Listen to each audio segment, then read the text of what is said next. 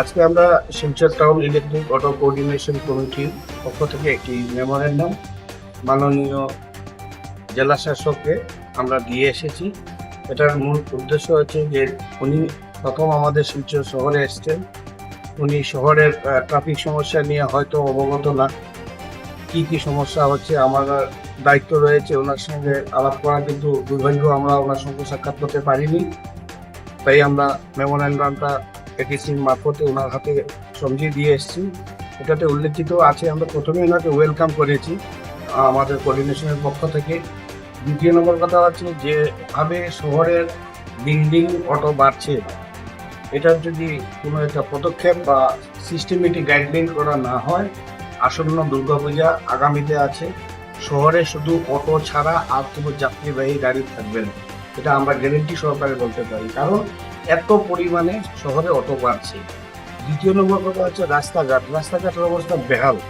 শহরের ট্রাফিক সমস্যার জন্য সুবিধার জন্য আমাদেরকে চণ্ডীচরণ রোড হয়ে বেরিয়ে যেতে বলেছে, কিন্তু দেখা গেছে চণ্ডীচরণের রাস্তার অবস্থা খুবই খারাপ।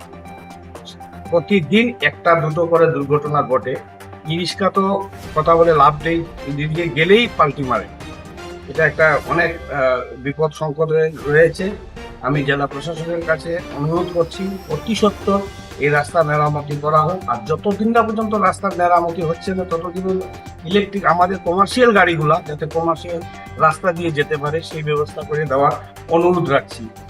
আমাদের প্রিয় জননেতা মাননীয় সাংসদ কলাপুর কাস্ত মহাশয়, উনি আমাদের শহরের শিলচরের ট্রাফিকের ব্যবস্থার জন্য অনেক কিছু করেছেন 2016 থেকে।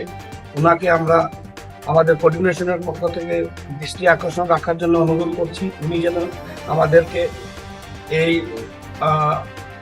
পদক্ষেপটা নেয় রাস্তাঘাটের জন্য, কারণ এরকম খারাপ অবস্থা হয়েছে, যে কোনো সময় গাড়ি উল্টে যেতে পারে।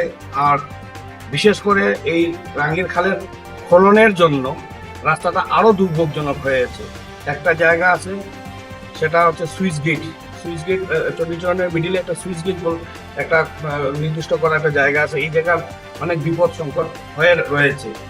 অনেক সময় আমাদের অটোতে রাত্রিবেলা হয়তো অ্যাম্বুলেন্স আসতে দেরি হয়, অটোকে ডাকা হয় যে পেশেন্টটা নিয়ে যেতে, ডেলিভারি কেসও হতে পারে, সিরিয়াস পেশেন্ট হয়ে যেতে পারে। কোনো উপায় নেই চণ্ডীচরণ রোড হয়ে বেরিয়ে যাওয়া। তাই আমি বিশেষ করে বাবুদার কাছে আমি অনুরোধ রাখছি, আমাদের মাননীয় রাজ্যসভার এমপি এবং নবনিযুক্ত আমাদের এমএলএ মাননীয় রাজদীপ রায় মহাশয়কে আমি দৃষ্টি আকর্ষণ রাখার জন্য অনুরোধ করছি। আর বাবুদাকে এর জন্য বলছি কারণ উনি আমাদের অ্যাসোসিয়েশনের উপদেষ্টা। আমরা বিপদে যখনই পড়ি ওনার নাম আমরা নেই, এবং উনি আমাদেরকে যথারীতি সাহায্য করে এসেছেন আর করে যান। তাই ওনাকেও আমি দৃষ্টি আকর্ষণ রাখার জন্য অনুরোধ করছি। আমার দাদা বলেছেন যে একটা স্টিকার আমরা লঞ্চ করেছি, করবো আগামীকালকে। এটা সব ঠিকঠাক হয়ে গেছে। আজকে আমরা কোনো কারণবশত আমরা এটা লঞ্চ করতে পারিনি, তবে কালকে করবো। এই স্টিকারটা আমরা বিশেষ করে দিচ্ছি আমরা যাতে শহরের অটোগুলোকে চিহ্নিত করতে পারি, যেগুলো শহরের অটো বলে। এবং প্যাসেঞ্জারের কিছু কমপ্লেন আমাদের কাছে আসে যে এই অটো আমাদের সঙ্গে দুর্ব্যবহার করছে, কিন্তু আসলে আমরা যখন তদন্ত নিই তখন দেখি যে এটা বাইরের অটো।